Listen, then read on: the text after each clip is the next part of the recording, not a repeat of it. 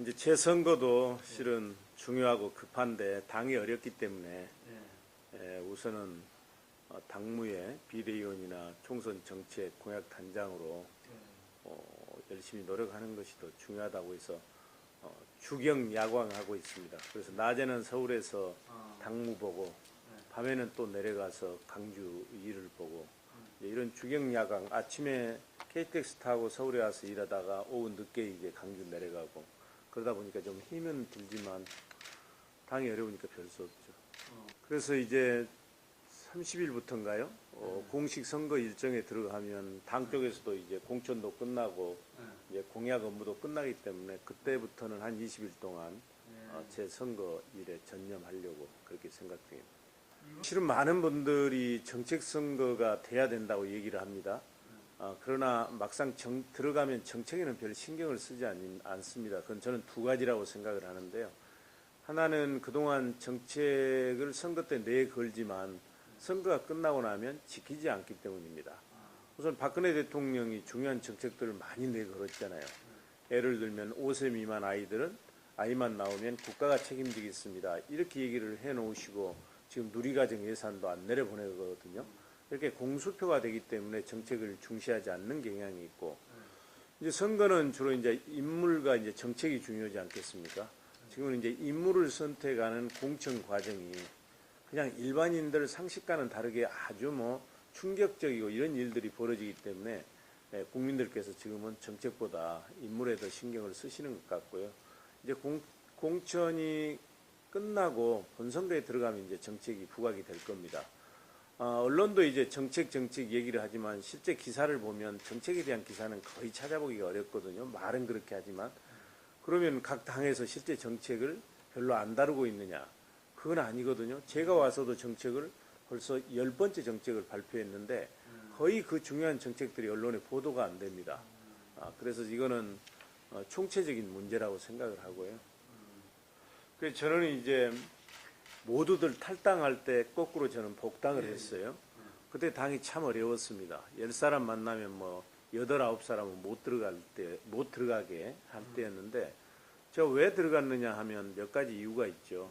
이 더불어민주당은 그냥 야당이 아니고 60년 전통의 역사를 가지고 있고 또 호남인들 입장에서 보면 그분들이 눈물과 한숨으로 만든 정당이고 또 두 번의 집권 경험이 있는 정당이라는 얘기죠. 그래서 이 정당에 문제가 있으면 고쳐서 써야지 버릴 정당은 아니다. 이제 그렇게 생각을 했고요. 그리고 어찌됐든 더불어민주당이 호남에 지은 죄가 많죠. 그동안 어려울 때는 내려와서 강규는 민주당의 어머니다, 심장이다 이렇게 얘기를 하면서 지원을 요구하다가 또 이제 인기가 지지율이 좀 올라가서 살만하면 호남당에서 벗어나야 한다 이런 얘기들을 하고 선거 때가 되면 또 자기 사람 공천하고 개파 사람 공천하는 그런 일들을 반복하면서 호남인들이 많이 속상해 있었죠. 그래서 이제 어찌됐든 지금도 호남인들은 이번 총선이 이명박 박근혜 정권의 잃어버린 8년을 심판해야 된다는 그런 생각을 가지고 있습니다. 근데 그렇게 하도 더 민주에 대해서 이제 그 좌절감을 느끼고 더 민주로서는 견제와 정권교체가 어렵다 이렇게 생각을 했어요. 그래서 1월 말까지만 해도 새로운 정당 창당의 움직임, 그러니까 안철수 신당에 대해서 이제 일정량의 지지를 보냈습니다만 가만히 보니까 거기는 정체성이 흐려지는 거예요. 제3지대 정당으로서 우뚝 서기를 바랬는데 그냥 원내 교섭단체 만드는 데만 급급해가지고 그냥 우리 당에서 탈당한 사람, 우리 당에서 공천받기 어려운 사람, 그리고 때만 되면 왔다 갔다 하는 철새 정치인들, 이분들은 이제 다 영입하면서 호남인들이 보니까 이건 더 문제가 많구나 이렇게 생각하면서 이제 국민의당 지지율은 떨어지고 호남의 당 지지율은 그래도 그 더불어민주당에 대한 지지율은 그래도 마음에 안 들지만 믿을 것은 이것밖에 없다 하면서 지지율이 올라가는 이제 지금은 그런 추세에 있다고 생각을 합니다. 광주가 8석이고 이제 전남과 전라북도가 10석씩 해서 당초에는 30석이었는데 28석으로 줄어들었어요. 이번에 2석이 줄어들었는데 저는 광주 같은 곳은 이제 선거 막바지에 가면 쏠림 현상이 있으리라고 생각을 합니다. 잘 아시는 것처럼 광주는 어려울 때마다 나라의 역사의 물꼬를 옳게 돌린 매우 그 전략적인 선택을 하는 곳이거든요. 근데 광주 시민들은 이렇게 가서는 자칫 잘못하면 새누리당의 가반 의석을 넘어서 개헌 저지선인 180석도 줄 수 있다는 위기감을 느끼고 있습니다. 그러면 이 문제를 해결하기 위해서는 마음에 다소 들지는 않지만 그래도 전국적 지지 기반을 잇고 또 그동안 두 번의 집권 경험이 있는 더불어민주당을 통하지 않고서는 박근혜 정권을 견제하거나 정권 창출하는데 불가능하겠다는 생각이 들면 저는 선거 막판에 더불어민주당으로 민심이 모아질 거다. 그러면 의외로 많은 의석을 확보할 수 있을 것이라고 생각을 합니다. 그렇습니다. 지금도 이제 그 친노 패권주의가 작동되고 있다. 통합하려면 친노 패권주의가 사라져야 된다. 이런 얘기를 하는 분들이 있는데 저는 그분들은 습관성이라고 생각을 합니다. 지금 더불어민주당의 이제 힘 있는 조직이라면 비대위원회, 선대위원회, 공천관리심사위원회 아니겠습니까? 여기에 친노의 핵심은 한 사람도 없습니다. 그리고 우리가 잘 아는 친노의 상징이라고들 언론에서 얘기하면 이해찬 전 총리나 정청래 의원, 친노들이 줄줄이 지금 공천에서 탈락하고 있고 이번 공천 과정에서 가장 어찌 보면 걱정했던 분들이 친노 의원들이고 그리고 문재인 대표는 공천에 관여할 수도 없고 하지도 안 하고 있고 그러는데도 지금도 친노 패권주의라고 얘기를 하거든요. 그래서 이분들은 그냥 야권에 무슨 문제만 있으면 그리고 그 문제의 원인이 뭔지 해법이 뭔지 잘 안 풀리면 습관적으로 친노 패권주의를 없애야 된다 이런 얘기를 하거든요. 저는 그래서 이거는 매우 잘못된 거라고 생각을 합니다. 이제 그 친문이라고 한 게 그동안 이제 문재인 대표와 비교적 가까이 지냈던 분들이 이번에 이제 공천 몇 사람이 받은 것을 보고 친문은 강화됐다 그러는 것 같아요. 근데 그분들은 대부분 보면 자기 지역에서 경쟁력이 있어서 다른 후보들이 공천 신청 안 해서 단수 후보를 받았거나 경선을 통해서 공천이 된 분들입니다.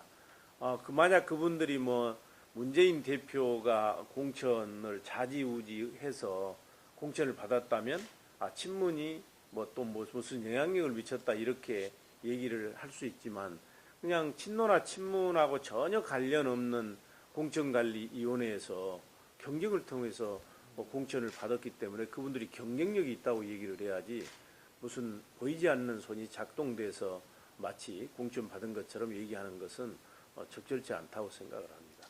이제 그분이 장관도 하시고 경제 전문가지만 저하고 함께 일해본 적은 없었어요.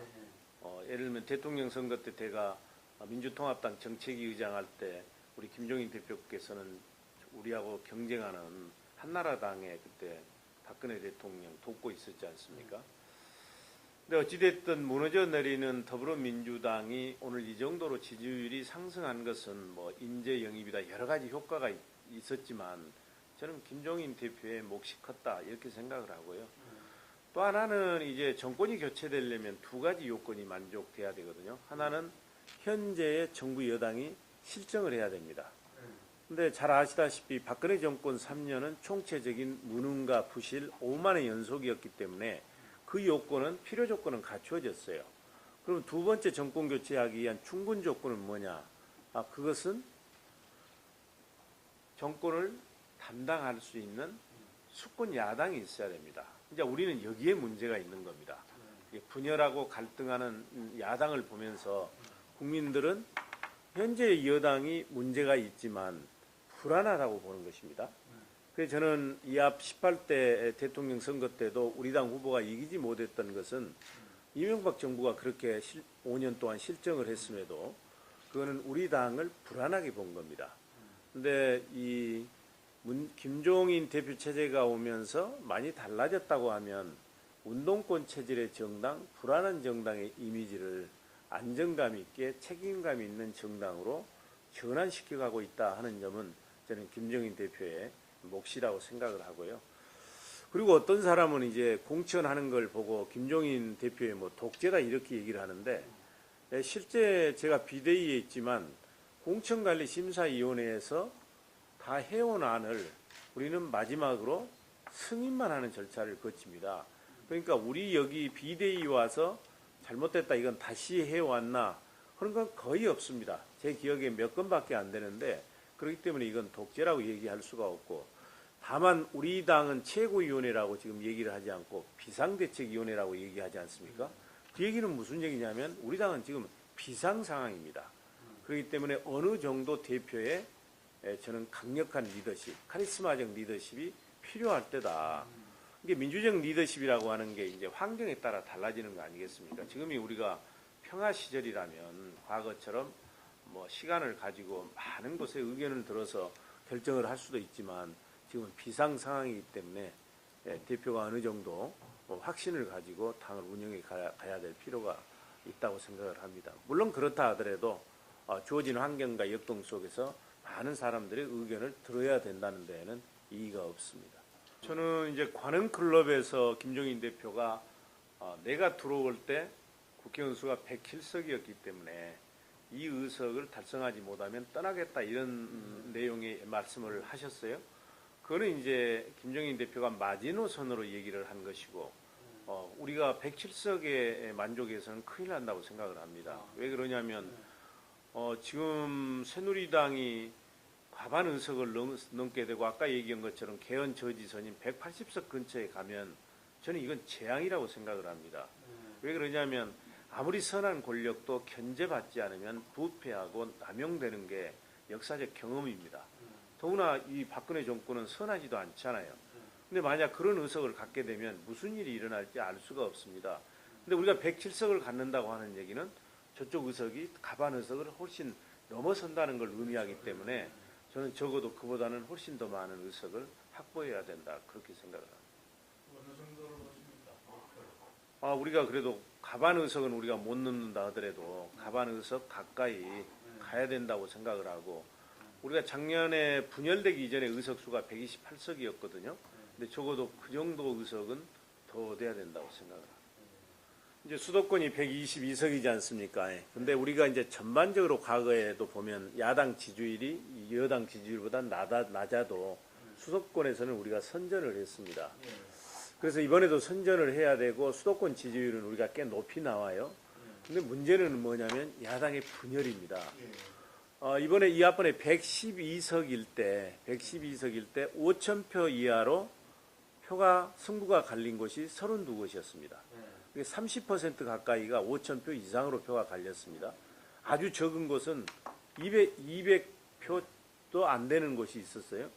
그런데 만약 국민의당하고 이렇게 서로 나누어 먹게 되면 정의당은 놔두고라도 그러면 우리가 새누리당에게 어부지리를 줄 수 있다는 얘기죠. 그래서 이제 우리 김종인 대표가 참 결심하기 어려운 생각을 먹고 통합하자 이렇게 제안을 했던 거 아닙니까? 여기에 대해서 이제 우리 안철수 대표는 통합은커녕 연대도 할 수 없다 이렇게 얘기를 했어요. 그래서 저는 이제 당 차원의 통합은 물 건너갔다고 생각을 합니다. 총선 전에는. 그러면 연대라도 해야 되는데 연대도 안 한다고 얘기한 거 아니겠습니까? 그래서 당 차원의 연대도 극적 변화가 없는 한 어려울 거다 이렇게 생각을 하고 있고요. 그래도 저는 이제 기본적으로 경쟁과 연대의 투 트랙으로 가야 우리가 다수당을 견제할 수 있다 이렇게 생각을 합니다. 그러니까 호남에서는 어차피 누가 되더라도 야당이니까 그이는 시민들에게 선택권을 드리기 위해서 경쟁을 하고 호남 밖의 지역에서는 새누리당에게 어부지리를 주어서는 안 되기 때문에 연대를 통해서 단일화해야 된다는 생각이고요. 그런데 이미 아까 얘기한 것처럼 안철수 대표가 저렇게 반대를 하고 있기 때문에 이제 저는 당대당 연대도 쉽지 않다. 그럼 어떻게 해야 될 것이냐. 이제 양당의 공천이 다 끝나게 되면 지역별로 보면 우열이 가려집니다. 그러니까 우리들이 야당끼리 합심하면 새누리당을 이길 수 있다. 그리고 거기는 누구로 단일화해야 돼야 이길 수 있다 하는 게 나오게 되거든요. 그럼 이제 지역별로 후보자 간의 연대가 이루어져야 되는데 당이 개입하지 않았을 때 그게 원만히 이루어질 수 있을 것인가 하는 문제가 이번 선거의 수도권에서 최대 관건이라고 생각을 합니다. 정의당하고는 뭐 그런 얘기들이 좀 있는 것 같은데 아직 뭐 국민의당하고는 구체적인 얘기가 있다는 얘기는 못 들었고요. 근데 저는 이제 과거처럼 뭐 국민의당이 몇 개 하고 우리 당이 몇 개 공천하겠다 이런 식의 연대는 안 된다고 생각을 합니다. 그건 나눠먹기거든요. 그러지 말고 각 지역별로 국민의당이 됐든 더불어민주당이 됐든 그런 거 따지지 말고 새누리당을 이길 수 있는 가장 경쟁력 있는 후보를 내보내자는 것이죠. 그리해야 야권이 이길 수 있습니다. 그렇게 했을 때 거의 다 수도권에서는 더민주 후보들이 그거는 별 수가 없죠. 경쟁력의 문제니까. 아, 이기는 것이 지금 중요하니까 이 당선 가능성. 그런 이제 국민의당이 처음에 나올 때 제3지대 정당을 만들겠다 그랬거든요. 근데 양당 구조가 갖는 폐해도 있는 게 사실이거든요. 그걸 보완하겠다. 그래서 처음에는 우리 당의 지지자들도 일부 이제 국민의당을 지지하고 새누리당의 지지자들 중에서도 이제 보수 쪽에서 약간 진보적 보수는 또 거기를 지지했거든요. 그래서 바람직하겠다 하는 게 있었어요.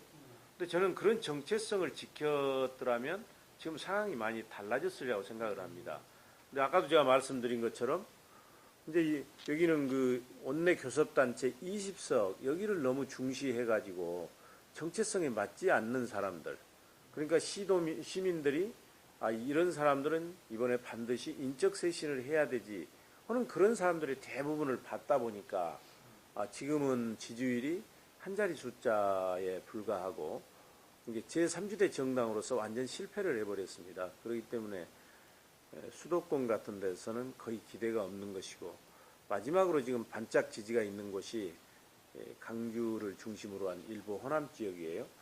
근데 이제 강주나 호남 지역도 매우 전략적이고 그분들은 개인적인 이익이나 이런 것보다는 자기 희생을 통해서 역사의 물꼬를 돌린 분들이기 때문에 마지막으로는 그 박근혜 정권의 견제 그리고 내년 정권 창출 이 대의를 생각할 걸로 보고 있습니다. 이게 당위적으로 교섭단체가 되는 게 좋느냐 안 되는 게 좋느냐는 또 다른 문제입니다. 근데 현재 지지율을 놓고 볼 때 가능하느냐 이 문제를 저한테 물으셨지 않습니까? 근데 지금 각 여론조사 기관이나 전문가들이 파악한 것에 의하면 수도권에서는 될 곳을 거의 찾기가 어렵지 않습니까? 근데 쳐다보고 있는 게 강주, 전남, 전라북도인데 여기가 지금 아까 말씀드린 것처럼 28석이지 않습니까? 근데 강주 같은 데도 쏠림 현상이 있게 되면 그렇게 많은 의석을 가지고 가기 어렵다고 본다면 그게 쉽지 않겠다는 생각이고요. 그건 뭐 시민들이 결정을 해 주실 것이고 그러면 이제 정권 교체를 위해서 총선 이후에 어떻게 나아가야 되느냐 야권이 그 문제 아니겠습니까? 근데 아까도 말씀드린 것처럼 지금 야권이 똘똘 뭉쳐도 정권 교체하기가 쉽지 않은 상황이거든요. 저는 그래서 총선이 끝나고 나면 이긴 세력, 승리한 세력을 중심으로 해서 야권이 단일 대우로 가야 된다 이런 생각인데 근데 그게 가능하겠느냐 하는 문제는 있습니다. 왜냐하면 안철수 대표는 이제 본인의 그 대선 출마를 위해서 어떤 의미에서 보면 이 정당을 만들었기 때문에 또 세가 부족해서 통합을 하게 되면 본인이 통합된 정당의 후보가 되기 어렵다고 생각한다면 저게 반드시 단일 대우 형성이 가능할까 하는 이제 그런 걱정은 있습니다. 저는 이번 총선은 이명박 박근혜 정권의 잃어버린 8년을 심판하는 선거여야 된다고 생각을 합니다. 지난 8년 민주주의는 후퇴하고 서민 경계는 붕괴되고 남북 관계는 일촉즉발의 상태로 만들어버렸습니다. 그러면 어떻게 해야 잃어버린 8년을 심판할 수 있겠습니까? 그것은 전국적 지지 기반을 가지고 있고 두 번의 집권 경험이 있는 더불어민주당을 지지해서 앞으로 박근혜 정권을 견제하고 내년 대선에서 서민 대통령, 복지 대통령을 만드는 길이라고 생각을 합니다. 그래서 우리 국민들께서 더불어민주당을 적극 지지해 주실 것을 바랍니다. 왜 그러냐면 만약에 새누리당에서 이번에 과반 의석을 넘어서서 개헌 저지선까지 의석을 확보하게 되면 이것은 재앙이 됩니다. 아무리 선한 권력도 견제받지 않고 남용되게 되면 부패하고 많은 나쁜 결과를 가져오게 됩니다. 그래서 앞으로 우리 더불어민주당이 잘 하겠습니다. 많은 지지와 성원 부탁드리겠습니다.